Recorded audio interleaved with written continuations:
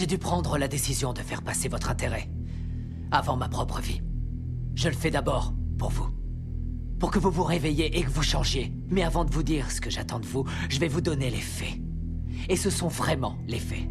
La NSA enregistre tous les coups de fil, les emails, les textos sur la Terre, les gens comme Snowden ou Assange qui nous donnent les infos nécessaires pour protéger la démocratie sont traqués et persécutés par le gouvernement des États-Unis.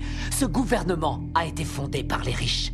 Il aime maintenir le peuple dans le noir, dans l'ignorance, à un niveau intellectuel infantile. Il s'assure que le peuple est occupé à faire de l'argent pour survivre, qu'il s'occupe de sa famille, de sa maison, de son jardin, et ils veulent faire croire aux gens qu'ils sont libres, qu'ils ont le choix de faire ce qu'ils veulent. Mais ils ne peuvent pas. Les personnes qui vous représentent sont payées pour que vous restiez dans votre bêtise, dans votre petit monde bien fermé sur lui-même. Comment se fait-il qu'il n'y ait pas de législation sur les armes à feu alors qu'il y a un massacre tous les mois? Aux États-Unis, il y a 11 000 morts par arme à feu tous les ans. En Angleterre, seulement 300. Pourquoi? Parce qu'en Angleterre, ils n'ont pas d'armes. Les gens ne possèdent pas d'armes. Point à la ligne. Ce que j'ai fait par le passé et ce que je suis en train de faire n'est qu'une conséquence de l'absence de législation. On ne vérifie même pas les antécédents des clients pour savoir s'ils ont un passé criminel. Simplement parce que 50% des sénateurs sont payés par les marchands d'armes. Alors réveillez-vous. L'assurance maladie. Elle bénéficierait à 90% de la population américaine. Pour faire simple, tous les pays développés l'ont déjà. Et presque 50% des Américains sont contre. Parce que le lavage de cerveau médiatique fonctionne à merveille. La guerre en Irak était criminelle. Bush, Cheney et Rumsfeld ont menti aux Nations Unies et au reste du monde. Saddam n'avait pas d'armes de destruction massive et n'avait rien à voir avec Al-Qaïda. Nous savons que nos amis saoudiens ont financé les attaques du 11 septembre. Mais à cause de leur pétrole, nous ne faisons rien contre eux. À la place, nous avons envoyé nos soldats se faire tuer dans des pays qui n'ont rien à voir avec le terrorisme intérieur. Pourquoi Obama n'a pas fait juger le gouvernement Bush? Bush a coûté des centaines de milliards aux contribuables et a commis des crimes de guerre. Pourquoi Obama n'a-t-il entrepris aucune action en justice? Parce qu'ils sont tous les deux membres du même club. Il y a eu plus d'immigrés renvoyés sous son gouvernement que sous n'importe quelle autre présidence. Pourquoi n'a-t-il pas fermé Guantanamo, où des prisonniers sont enfermés sans avoir eu droit à aucun procès, sans aucune preuve depuis maintenant 13 ans? Il n'a pas mis son veto à l'approvisionnement des détenus dans le National Defense Authorization Act, ce qui en clair permet la détention infinie et sans procès, américains y compris. Nous avons une crise constitutionnelle aux États-Unis. Nous avons un État voyou, un État qui viole toutes les lois internationales, qui viole la Magna Carta, charte qui définit depuis 800 ans ce que nous appelons justice. Obama devrait être jugé pour ça et il devrait aller en prison. Les prisons, justement. Aux États-Unis, nous sommes 5% de la population mondiale et nous avons 25% de la population carcérale mondiale. Les gens vont en prison pour 10 grammes de cocaïne. La moitié des prisonniers est enfermée pour détention de drogue et la très grande majorité est noire. Pourquoi cette situation absurde reste inchangée? Je vais vous le dire. Parce que Washington reçoit de l'argent du lobby des prisons pour que ça bouge pas. Pourquoi les pop stars, les célébrités, les courtiers, tous ces gens pleins de fric qui se gavent de coke et d'extase? Il a carrément raison. On devrait le prendre pour nos débats télévisés. Vous pensez que les Morgan, les Getty, les Vanderbilt, les Rockefeller et tous les autres mafiosos qui ont fondé l'Amérique font quelque chose de bien avec leur charité? Vous oubliez qu'ils ont volé leur argent, qu'ils n'auraient jamais dû être riches. Ce que j'attends de vous... Ordre public et je crois en la Constitution.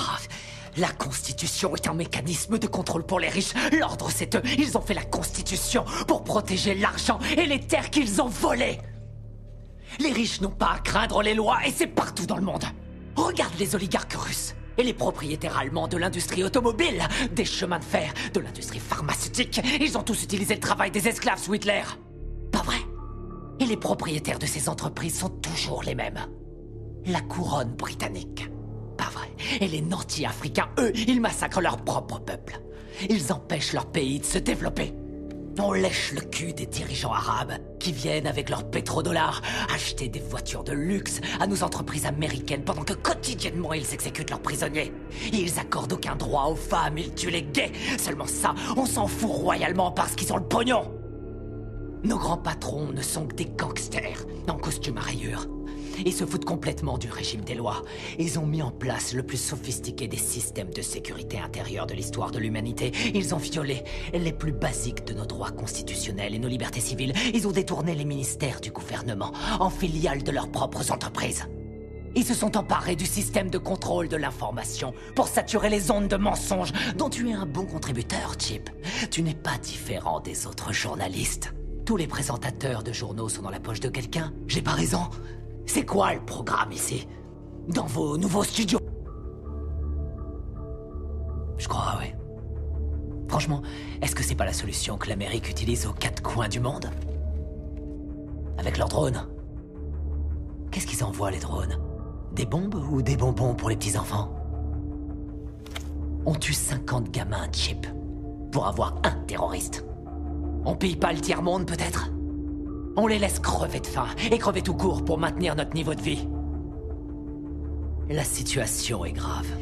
Les discours pacifiques ne suffisent pas, on connaît les crimes, le réchauffement climatique est une réalité. On sait que les lobbyistes ont acheté Washington, on a vu l'effondrement de la bulle financière, mais on continue à imprimer de la monnaie. Pour retarder l'inéluctable, dans 50 ans ou même avant, tout sera terminé. Nous sommes de plus en plus nombreux sur la planète et il y a de moins en moins de nourriture, d'eau et de pétrole. Dans une centaine d'années, il n'y aura plus de terre du tout. Avec des mots, on changera rien. Ça sert à quoi de se faire élire? Arrête de dire des conneries. Chip, c'est quoi la politique? Que tu sois démocrate ou que tu sois républicain, ça change strictement rien. Tous les gouverneurs, qu'ils soient républicains ou démocrates, ont été achetés. On peut toujours voter et élire quelqu'un.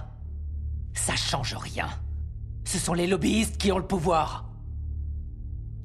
Toutes les histoires ont deux versions différentes, chacun a son opinion. C'est ce qui donne à la démocratie tout son intérêt. Le fait que nous puissions tous exprimer notre opinion. Ouais. Aussi longtemps que l'expression de ces opinions ne change rien. Julian Assange, Hammond, Snowden, ce sont les prophètes de notre époque, les voix qui crient dans le silence du désert. Et ce sont ceux-là que l'État s'acharne à martyriser.